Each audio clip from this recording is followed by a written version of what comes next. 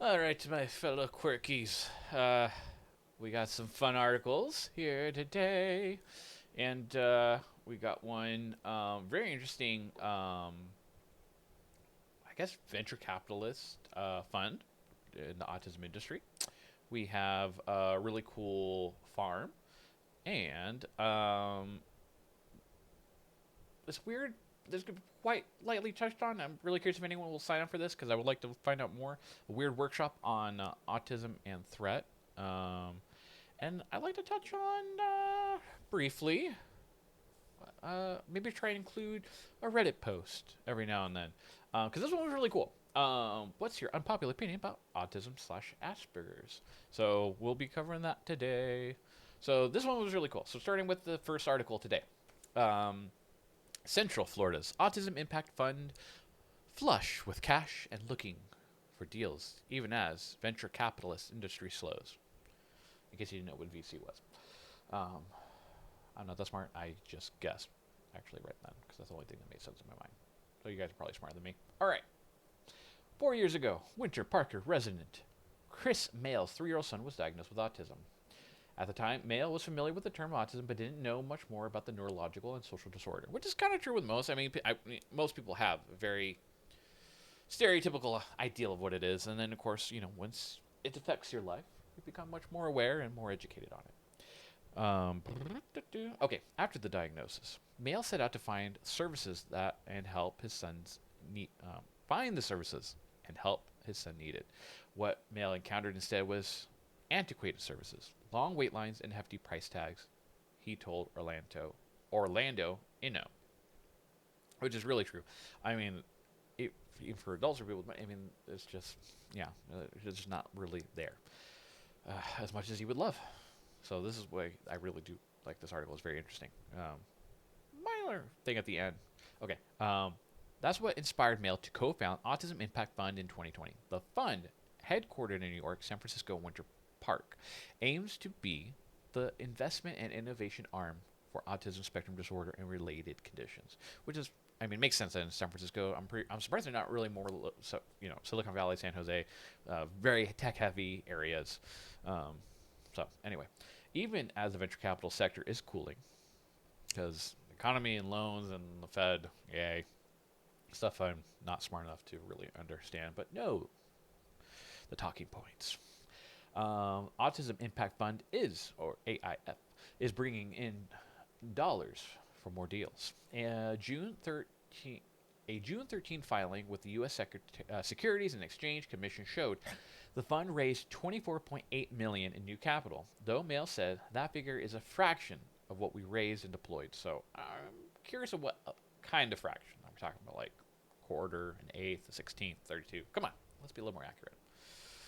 What do you mean by fraction? Okay, influence beyond checks.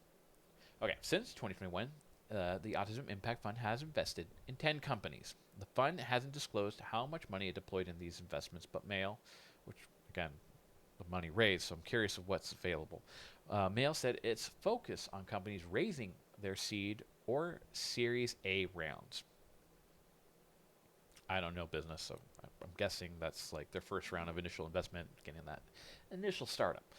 The capital deployed into those 10 startups only represent about half of its funds. Okay, there it is. I forgot.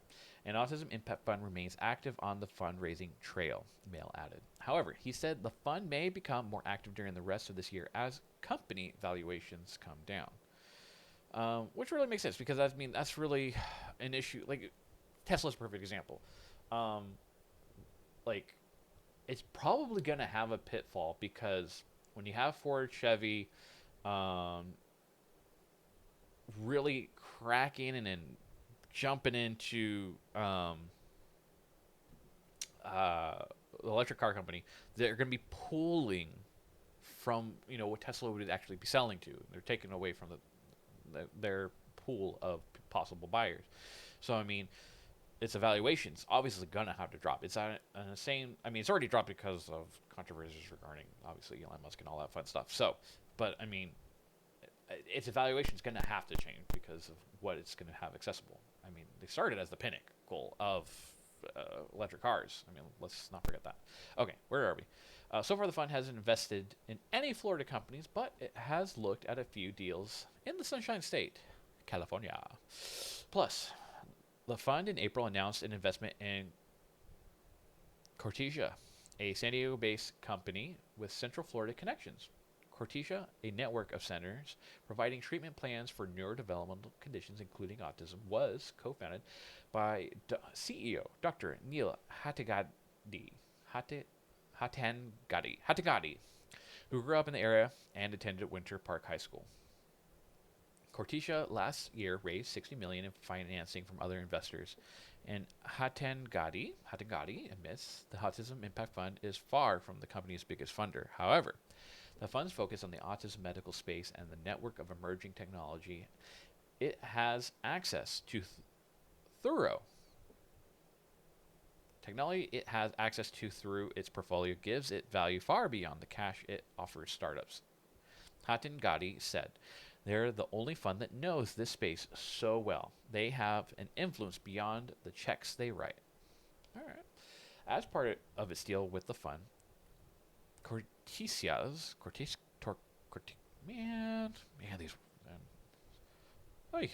centers will act as a place for Autism Impact Fund portfolio companies to validate, test, and eventually commercialize their innovations.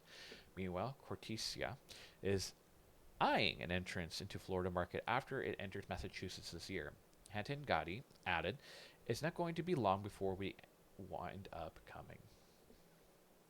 Venture VC outlook. After a record year of 2021, venture capital activity across the country is slowing, as one can imagine with a lot of the economic problems. So obviously, liquidity is going to be an issue. U.S. companies raised a collective $70.7 billion in the first quarter of this year. That was down from $95.4 billion in quarter 4 2021, but up from $32 billion in quarter 1 2021, according to the Pitch Book and National Venture Capital Association. In Metro, companies collectively raised $42.3 million from 7 investment deals in quarter 1, down from $69.7 million raised in the fourth quarter and $70 million raised in quarter 1 2021. While there's plenty of dry powder for investors to deploy in 2022, global economic uncertainty means venture capital activity will slow, which, I mean, my very basic economic understanding, I mean, with the Fed, with the changes in the interest rates, is best way to put it. It's basically people are halting the want of wanting to put too much of a heavy cash investment at the moment. It slows things down, right? Right. Means venture capital will actually slow. According to the KPMG's Venture Pulse report, deal speed, however, could slow as VC investors conduct more due diligence related to potential deals. So, I mean, like, obviously some of them were like, oh yeah, I'm just enthusiastic about this. But now it's like, all right, like, as much as we would love to be super interested in it, we have to do our due diligence. It's like, okay, we'll make this a real business. Venture capital, potential deals. VC investors likely also will renew their focus on late-stage deals, which also could create challenges for startups looking to attract seed and early-stage investments. Venture capital dollars are important for early-stage tech companies. They help those firms scale and forge critical connections in their industries, which in turn can lead to the creation of high-wage local jobs and solutions for other businesses. And then, boom, if you want to learn more about the Autism Impact Fund, I want to contact him personally. I'd love an interview with this guy. It's very interesting. I would love to know, I wonder, because this article is new, so obviously he has a child, and I'm curious of what he looks for, what he would like for his child to have in the future, if he wants to be a participant of this organization, or how he's going to, continue to grow the interests. So, yeah. I mean, I think that's cool. I mean, hey, if you have a venture, starting a new business, and you need money, hit him up. All right, this is a cool little one. So, Westside Produce Farm works to provide people with autism life skills, and not just growing vegetables. All right. Growing up with autism can be challenging, but with the right support, kids can live healthy, fulfilling lives. One Westside organization is working to empower young adults on the autism spectrum to learn life skills. When it comes to farming, 21-year-old Alejandro Sanchez knows what it takes to grow vegetables. Teamwork. Like people can watch your back and help each other, Sanchez said. Alejandro Sanchez has been involved in the Growing Solutions farm for the last 3 years. People grow vegetables here and donate to people who need vegetables at home. Especially, I bet it's good organic stuff. Like they probably learned to do like natural organic or non-pesticidal bug repellent stuff. Okay, the 1.2 acre produce farm is a hands-on program teaching young adults like Sanchez the basics of farming with the goal of enhancing their social and vocational skills. We have literally a mini farm on our property. I mean, we got like 9 different kinds of fruit trees and like 3 different kind of berry bushes. We have gooseberry, blackberry, raspberry, boysenberry, and then we have like a giant wall of passion fruit. Not a berry, but vine. Okay. So yeah, there's a lot of work with that. The farm is part of Urban Autism Solutions, also called UAS. Yes. An organization Julie and Michael Tracy were driven to start when they struggled to find adult services for their son John, who has autism. Which is awesome. I mean, so this is like we talked in the previous episode. Like it's difficult for finding, which is why I really like this article because like they are helping those that are autistic adults. So it's not just the focus of children. All right. The suffering our family went through when we looked for services, and we knew we were going to have to support John and create a community around him of like-minded people, said Julie Tracy. A compassionate community where he could work, where he could thrive and grow. The organization recently celebrated its 10-year anniversary, which is super impressive, and gave past participants like Elvis Sanchez a chance to showcase what they've learned. I have a great time doing this, said Elvis Sanchez. I'd never planted before, and this was my first time planting, so I just watched and learned how to do it. Elvis Sanchez started the Growing Solutions Farm program last summer and has since learned skills to prepare for job opportunities. We learned about interviews, how to prepare for an interview, dress well, Elvis Sanchez said. UAS also partnered with different schools on the west side to offer a variety of free services to support young adults from ages 16 to 22. We really offer skills that we don't think schools have time to do in terms of social work services and social thinking and communications, Julie Tracy said. So our students can be successful once they reach their first job. The founders say that they've helped hundreds of young adults find jobs and motivate them to continue to pursue goals. I would really be interested in knowing their employment rate among them. Even if it's like they jump from job to job, but the ability to handle interviews. I'm very curious of the coaching that they do. I wanted to be an FBI, and then I changed my career. People needed mental health counselor.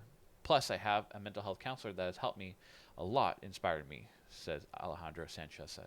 Elvis Sanchez says the program has given different alternatives to feel independent and navigate the challenges of a disability. I have had a hard time since I've had a disability, I've told my mom. Why was I born like this? Elvis Sanchez said, I should have been born normal. I did cry, but my mom would say it's fine and I have a disability. I realized that something changed and that I should be proud of who I am as a person. Yeah, I mean, a big part of it is just accepting what you are, who you are inside this crazy, tumbly world, and not finding your place, but making your place. Making the space for your place to exist. I don't know. Alrighty. So, this one's an interesting one. This is Palo Alto University. So it looks like it's the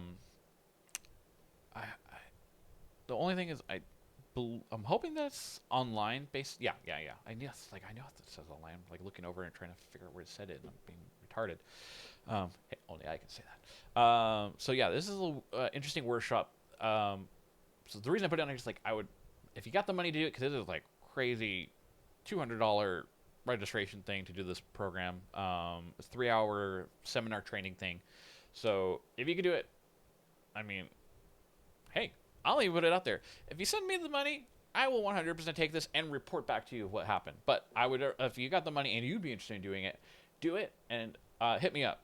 I'll obviously link to everything will be in the show notes. But this is what's basically it. Oh my gosh, I should pause before I start talking. Okay. The live professional training program on that which we do not know, autism and the threat, is presented by Stephanie Liet. I'm going with Liet. PhD. What are we scared of? We are scared of the unknown, of things that are different, of things we do not understand. So, it is, autistic people are often the focus of threat assessment investigations. To the neurotypical eye, autistic behavior can be unsettling, and unsettling behavior can seem dangerous. Dr. Liet is a psychologist who specializes in threat assessment and management. She has had a disproportionate number of referrals that include individuals who are societally different than others, who have been diagnosed with autism, and who make others uneasy. And I've talked about this, and if you haven't listened to any of my earlier stuff, which I don't expect you to, but one of the main things I've brought up is people are not comfortable with being uncomfortable. And granted, some individuals with autism,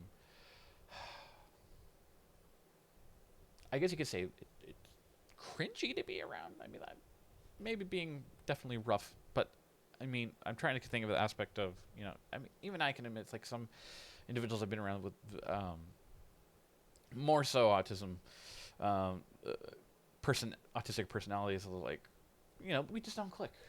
I mean, I still love them, but I kind of get it. It's like there's just that need of uncomfortableness where you're just like, it seems so different.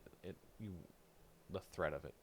But we're going, okay, diving into the topic, Dr. Liet will cover general information on ASD and crime, carefully explain the difference between ASD and psychopathic behavior, and use research to identify factors that create greater and less risk in the population. Participants will review the Sandy Hook Advisory Commission report applying. So the reason, and I understand why this is in there because I'm not going to use the shooter's name.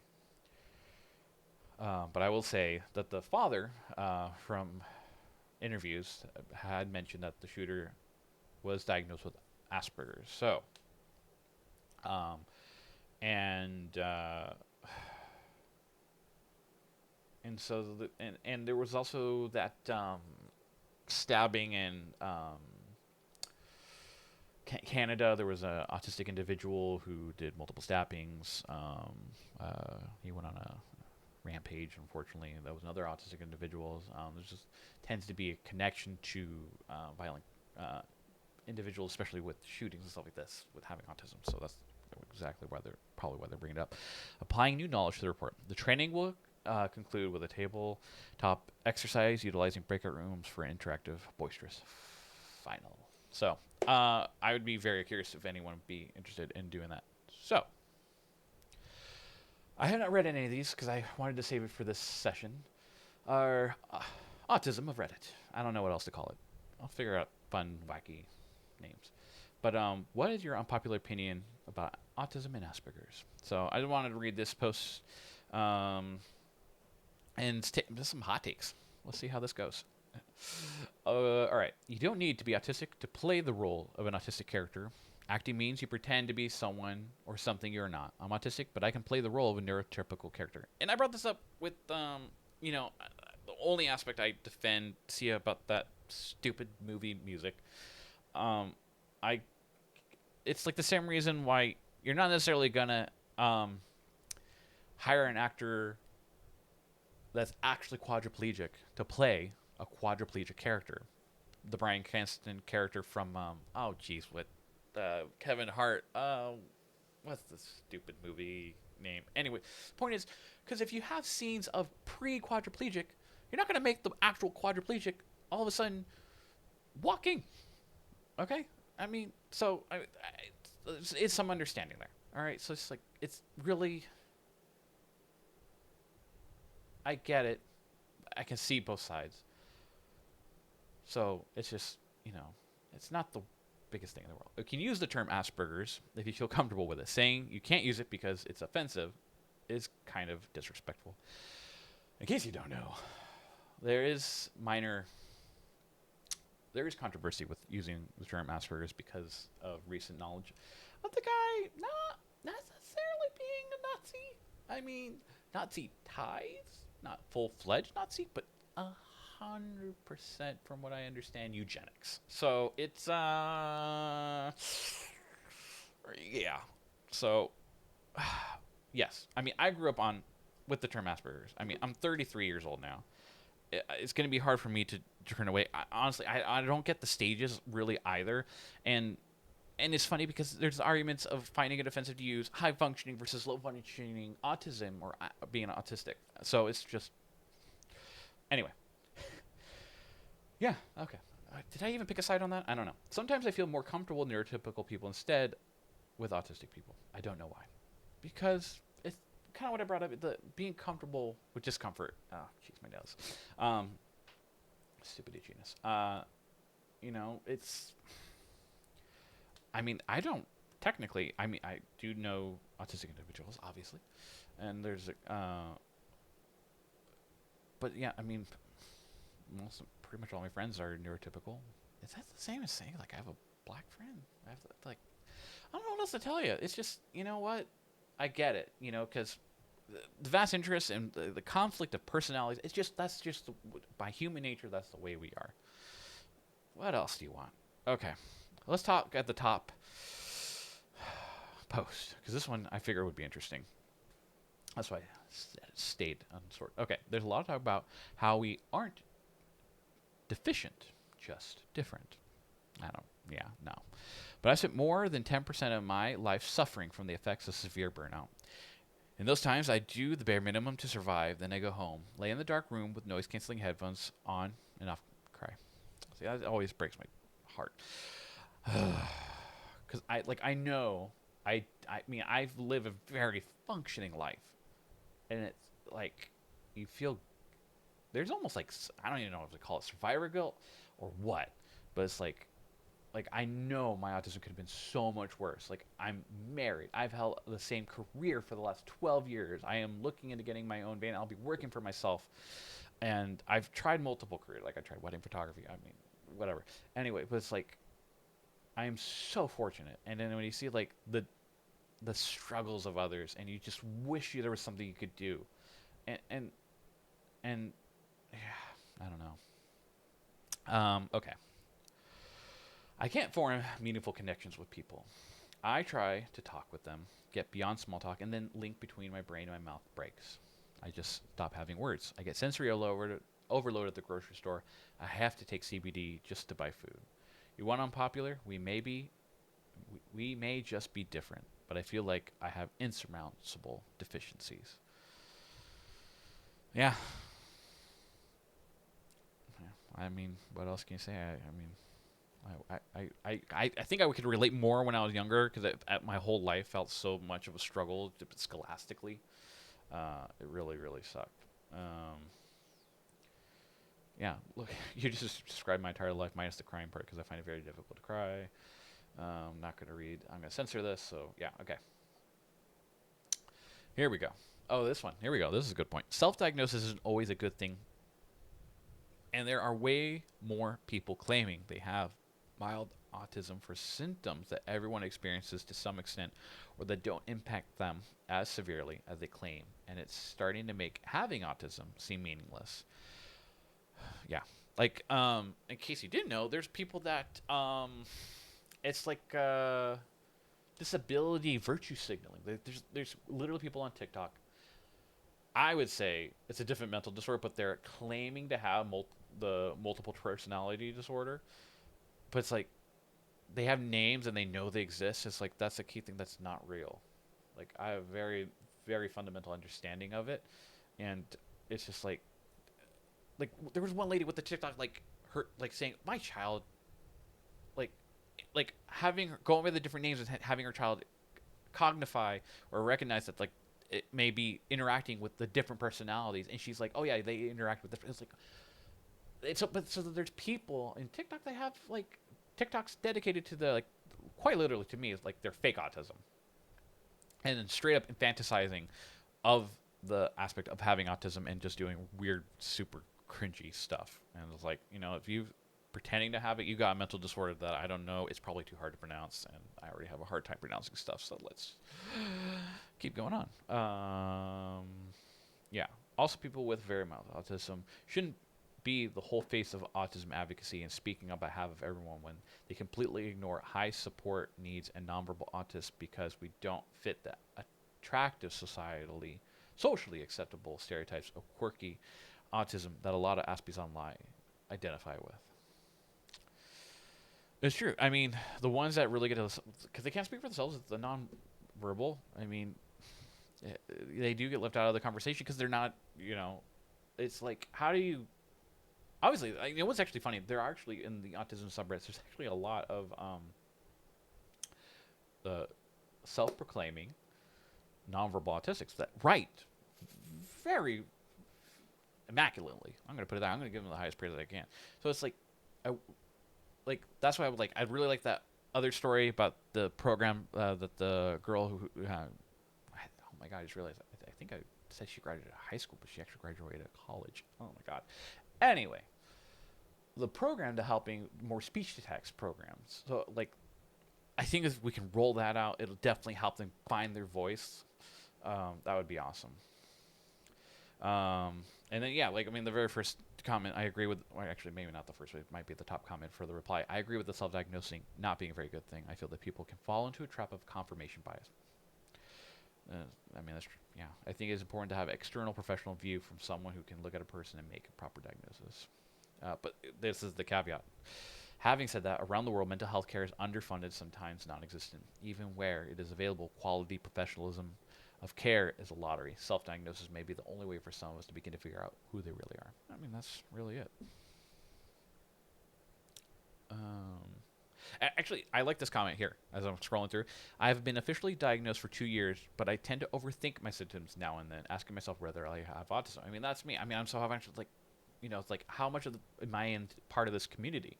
Like, I was diagnosed as a kid. I definitely knew my struggles as a kid, but I've matured, or I've learned to deal with it much better. So, it's like, how much am I in there? The know-it-all autists are the worst. The stubborn type who can't admit they're wrong. I can definitely be somewhat of a know-it-all. I might be in that category. My wife will probably attest to that. Yeah. All right, let's keep going with the next top one. Okay. I find a lot of other Aspies aren't fun to talk with in a casual context. I have no problem working with an autistic person or helping them out, but any level of personal interaction I have trouble finding where to extract any enjoyment from. Here are some examples to better explain what you mean. I knew an autistic person who was obsessively spicy and made everybody uncomfortable. So the hyperfocus on that, I can understand. Knew an autistic person who kept waffling about computers and would get sniffy whenever I tried to redirect the topic. He pretty much never spoke again when I told him I wasn't a good person to talk to about PC specs.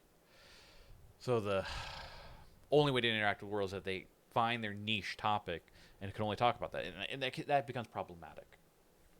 That's why it's really important to expand your horizon of interests.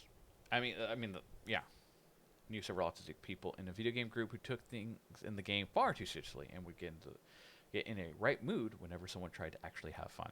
Yeah, they get professional level obsessed. I mean, you get that with even neurotypical people, but the hyper focus of some autistic individuals is,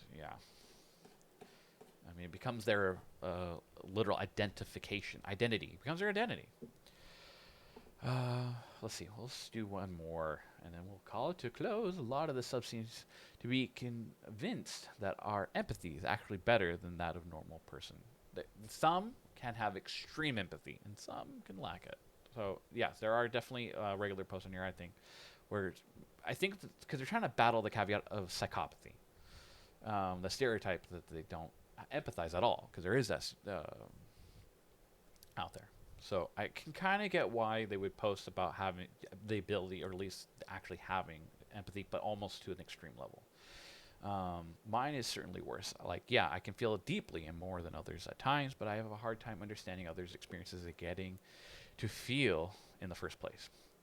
I think that saying that you have impaired social skills but good empathy is contradiction. with good empathy, you are supposed to understand how others see things, and that would make it really easy to understand how to act. So yeah, that's very true. I get where it's coming from. So yeah, this is my hot takes of unpopular opinions of autism and Asperger's. So autism subreddit corner. Let's maybe regularly check in here. Yeah. Okay. Well, we had a great day. We had we had awesome slush. I don't know want to call it slush fun, but autism fun for business startups. We had an awesome farm in I forgot where it was located. Where are you? I just realized I don't remember the location of this program. But that said, links will be located. Oh, and then this workshop. Someone, please sign up for it. I'm really curious. So that will do it. All right. Thank you for joining me. I am looking forward to the next episode, and I will see you in the next one. All right. Peace.